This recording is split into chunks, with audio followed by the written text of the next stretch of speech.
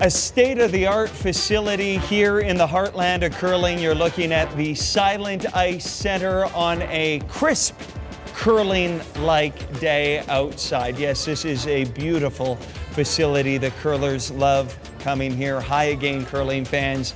I'm Devin Heroux inside this beautiful venue. It is great to be back. We're settling in for the second slam of the season, the Co-op Tour Challenge. Ice crews working hard behind me. They are getting this ice perfect for the best curlers on the planet under one roof. We got a lot to get to this week as we sort of settle into the curling season. Of course, things are really ramping up. The Olympic trials are about a month away from now. We have a few draws behind us. Team Homan off to a great start. Team Tirinzoni off to a great start. Maddie Dunstone winning again here earlier today. But I mentioned Homan and I mentioned Tirinzoni. This is a rivalry that has been brewing and building over the years. Of course, Homan winning back-to-back world titles. And for more on that, I'd love to bring in Jolene Latimer. If you step into the spotlight. Hello. It is awesome to see you. Listen, you wrote an article this past week about the rivalry that is Homan and Tirinzoni. And you set it out so beautifully that every sport needs a great rivalry. And I think eras are sort of dominated by those rivalries. Tell me what you found when you dug into it and why this is so important for women's curling in particular. Absolutely, Devin. Well, I think we're living in a golden age of women's curling. And these two teams really epitomize what is so special about this time in women's curling right now. And when you look at any sport, whether it's the WNBA, whether it's NCAA women's basketball with Caitlin Clark and Angel Reese, whether you look at figure skating with Tonya Harding and Nancy Kerrigan, whether you look at the massive rivalries between Team USA and Team Canada and women's ice hockey, those are what drive attention and they make us really tune in from year to year. And with these two teams, Homan and Tirinzoni, you're seeing that year over year over year, they're competitive with each other. It's always an exciting game to watch. It always comes down to an amazing shot by one team or the other. And with both of them winning their first draws here at Nisku, I think we're just setting up for potentially another clash of the Titans. We saw that, of course, in London a couple of weeks ago. They met in a final. They seem to meet in these big games. We should mention, you're going to be writing for us. I am going to be writing for the website. I'm really excited about that. I've already got a couple under my belt, and I have a few more features that we've been talking about, so audiences can look forward to seeing more women's curling coverage. You have such a keen eye on women's sport across the board. You've been covering women's curling. You love it. You know it intricately. And I wonder about when we talk about gender parity, Jolene, I feel like curling has been at the forefront of this in a lot of different ways. It has. Actually, I remember being a teenage girl and feeling so awkward about sports. That's usually when girls drop out of sports. But curling is what kept me invested in sports because the women in curling, even when I was growing up and even before that, were so visible and quite respected, especially by fans. For sure. Fans are the ones driving a lot of the parity for women in curling. They're showing up to games, they're tuning in online, they're tuning into the broadcast, to socials, and they're not doing it just because it's a good thing to do, they're doing it because they genuinely love watching women curl. You wrote a narrative about your love of sport. Maybe just share it a little bit with us because it was a beautiful piece. Well, I actually grew up not really liking curling that much. My parents forced me to curl every Saturday morning in the winter. I would cry on the ice because I was so bad, but they made me do it. And finally, by the time I was in my teenage years, I got good enough to where I thought I was actually good. I wasn't good, spoiler alert, but I thought it was. And that's we all are in our own minds. That's all that matters, is that I think I'm good. And as a teenager, that was so important because that's what really got me through my high school years. And then as a young adult, I moved away to Los Angeles. I did my master's in journalism. I took a curling class, ended up reporting on curling. I went to Scotland to do the Europeans that year, and it opened up sports journalism for me. So I owe the sport so much, not just from being an awkward teenager, but also as an adult finding my path. Yeah, well, we love that you're in this space. As we look at this week and we look at Homan and Tirinzoni, I love what you said about how important these rivalries are and that this is sort of the golden age for women's curling. Maybe just tell us about, even as a fan of the sport, how much fun it is right now to see the parity, the competitiveness, and where this has evolved to where it is today. Yeah, you see all these games are so tight. Homan has an amazing record, but if you just look at the record, you might think the games aren't even close. Right. But every game is close, and every game I watch, especially that final at the last slam, you think, is this gonna be one where she loses? It could be, and so every game is not decided almost until the last stone, which what makes it so exciting to see. And I think that really speaks to the strength of the field right now, because so many teams are so good, they're all pushing each other. Honestly, on any given day, any of the teams out here could win. And it keeps us so riveted by it. To your point, I think Rachel had to win 2 or 3 games on a last stone draw or an extra end, and she continually finds a way to win those games. That's what's so special about her specifically. So the teams are pushing her to make big shots, but when it comes down to it, she actually can make the big shots, and that's why she is who she is, and why she's so exciting to watch right now. And that gives me goosebumps. Okay, it is great right now, but we're always looking kind of in the rearview mirror to see who's next. And to that point, maybe just a thought on what's going on at the Beaumont Curling Club. So many young curlers, under 25, under 15, also getting the chance to not only play during a slam, but they're going to get to come out here on Championship Sunday if they advance to the final. What do you think that can mean for young women, young girls who want to someday be Tirinzoni or Homan? This is such a special thing that's going to be happening on this ice on Sunday. And what's so great about it is that there are such amazing fans in this arena. I was watching a draw earlier, and the fans are so knowledgeable about curling. So they know when it's a good shot, and they reward that good shot. They respect the challenge, and they understand what these athletes are going through, because a lot of them play at whatever level they play at, recreational, all the way up to there's some competitive curlers in the audience. They really understand what's going on. So for these young fans, these young curlers, to be in front of fans who really get it and can reward them, it's going to be a moment that they will remember forever. Yeah, I can't wait. I was with a couple of the younger curlers when we walked in here the other day without any of those knowledgeable fans. They were starstruck by this place. I can't imagine what that's going to be like. Okay, last quick thought. What are you looking forward to most this week here? Oh, I am looking forward to the depth of the field. Yeah. It's one of the most special things about where women's curling is at right now.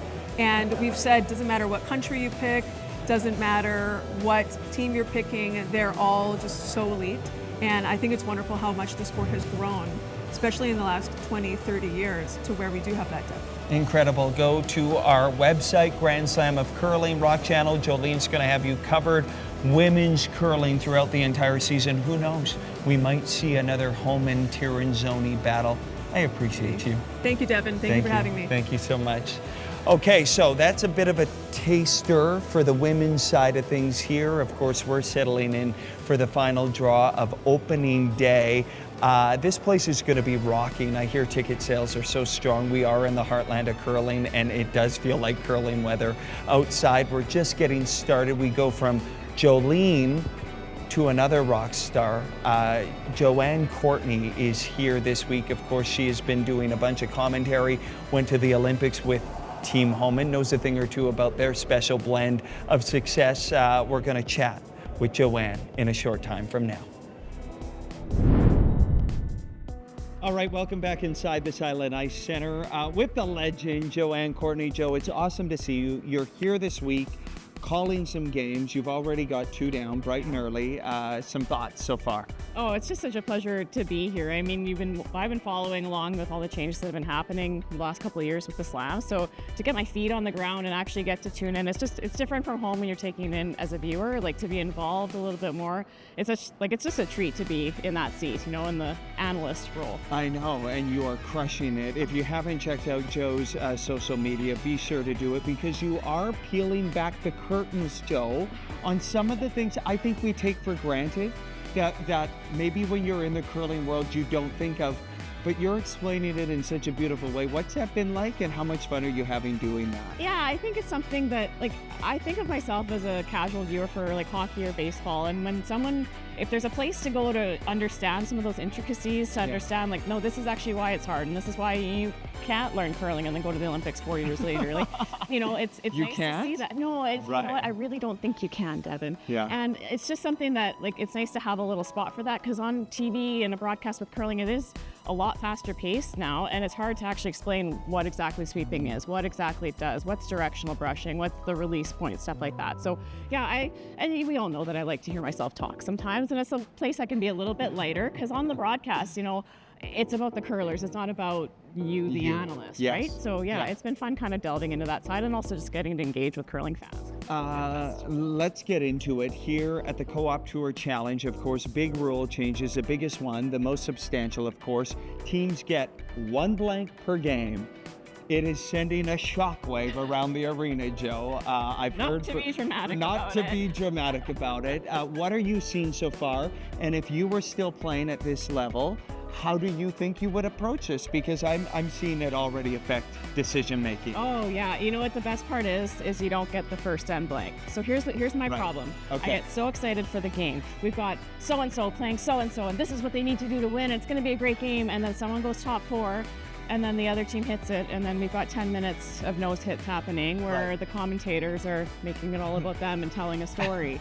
And I don't mind working, I don't mind talking, but it kind of, the momentum of the game, that, you know, the enthusiasm around it just falls flat. Yes. And the other issue is that the teams, when they have the hammer, they're so much more cautious because they know they have to score 2. So if it's not setting up, they bail, and then get that blank, especially I think more on the men's side than the women's side. But what we're seeing here, there's no first end blank. We get after it every single end. You have the hammer, that corner goes up. We just watched Schwaller play Homan. That was an awesome game, It was. back and forth. Yeah. And both teams were trying to generate those points, and that's what makes curling exciting, is offense and that points generating happening. And then in the second half, you get to see when that blank could be used. Sure. And that's like, it's so pivotal, right? So I think it's really exciting. The other piece is less thinking time. Right. So not only have you made it so that there's going to be so many more rocks More in play, strategy. and more strategy, you're saying, no, you don't get any more time to discuss it. So that's the part where I do feel kind of bad for the curlers, because, you know, the teams that, let's say they've made a switch at back end, or there's still a new player that they're getting used to, there's really not a lot of time for discussion. But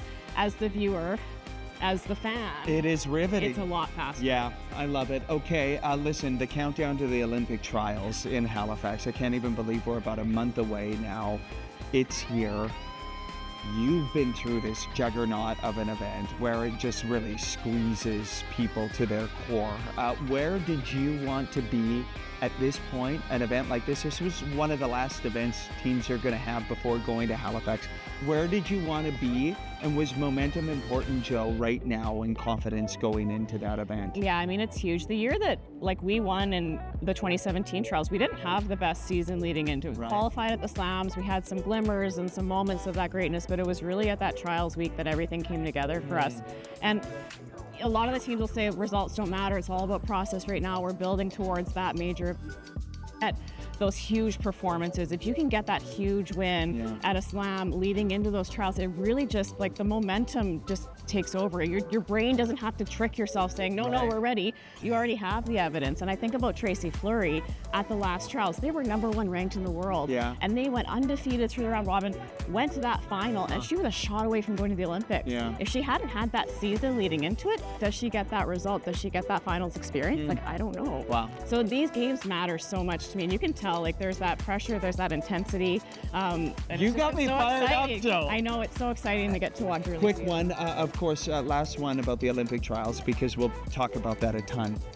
Best of 3 final. Yeah. How dramatic is that going to be, especially if it comes down to a third and final game? Oh, it just makes me want to bark thinking about it. I'm not gonna lie, but I do love it. Like, you know, I think it ensures that the best team goes. I agree. So, you know, let's say that the favorite team loses one game. Well, they still got a chance to get it back. And if someone beats the favorite team twice, They well, deserve it.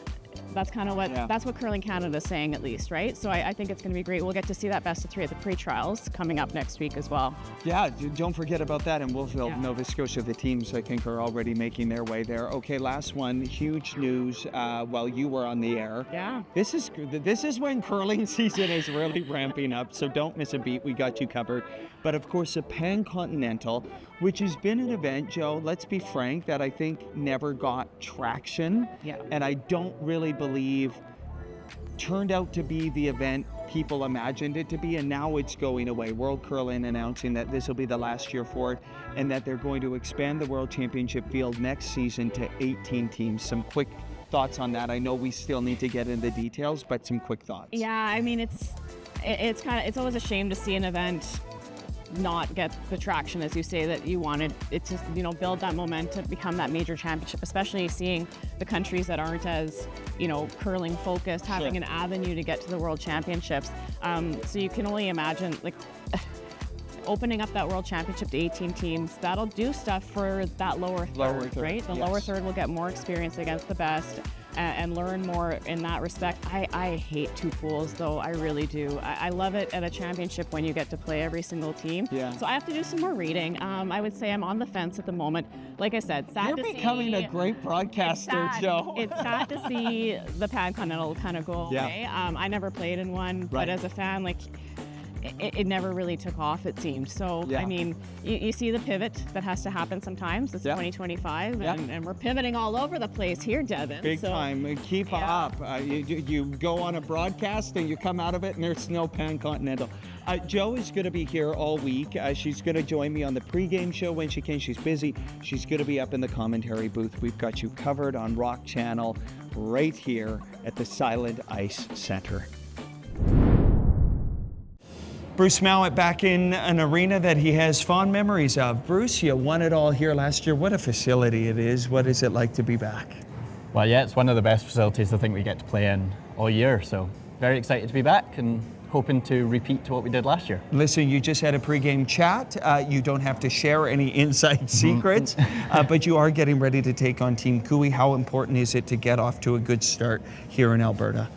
Yeah, well, momentum at slams are obviously very important. So, very excited to try and start off with a good game, relax into the ice, just, play a bit free and hopefully get the win. I'm going to ask you this a million times leading into Milano Cortina, so forgive me now, Bruce, but where are you at in terms of the preparation, how you're feeling about it? You've got a peak in February. That's the big one. So what are you doing right now in this slam to prepare yourself for that moment? I think we've created a really good season for ourselves. So we've got a lot of slams, obviously, that we're playing in the build up to it. We've got all 5 that we're going to participate in, and then we've got a few events outside of the slam circuit that we're going to be able to hopefully continue the momentum that we want to build leading into Milan, and then by the time we get to February, that's when we obviously want to peak. So it's going to be a really interesting season for every single Olympic team, and we're hoping that we'll be climbing to the top of the podium when we get there, but it's going to be tough. All right, let's get into a couple of the rule changes here. You've got one blank end at your disposal, and you better use it wisely, I understand. How have you considered that, thought about that, and strategized for that here at the Slam?